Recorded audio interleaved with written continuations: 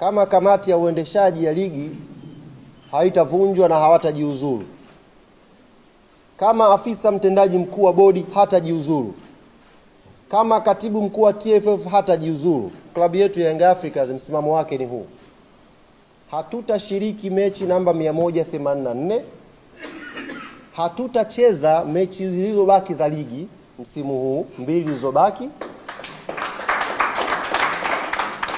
Klabu yetu haitashiriki pia ligi kuu msimu ujao. Yaani sio kwamba ni hapa.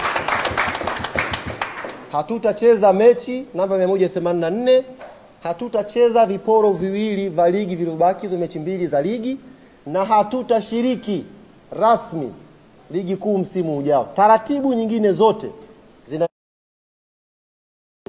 zinaendelea kwa kamati tendaji. Tutakwenda wapi, tutafanya nini, tunajua cha kufanya.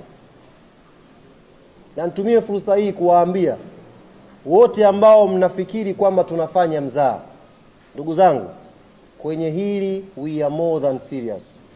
Tuko serious zaidi ya mnavyodhani, zaidi ya mnavyofikiria. Na kama yuko mmoja wao pengine anakaa na kuwadanganya kwamba kuna pointi ya Yanga itapunguzwa, ndugu zanguni, huyo mtu aache hayo mawazo mara moja. Hakuna pointi ya Yanga itaguswa. Na kama yuko mwanaume kugusa hiyo pointi, aguse aone nguvu ya wananchi nazungumzaji. Kama yuko huyo mtu ambaye anawaambia punguzeni pointi hapo, aguse na ajaribu kugusa hata nusu pointi. Hiyo pointi 15 mbali, nusu pointi aguse, alafu ataiona nguvu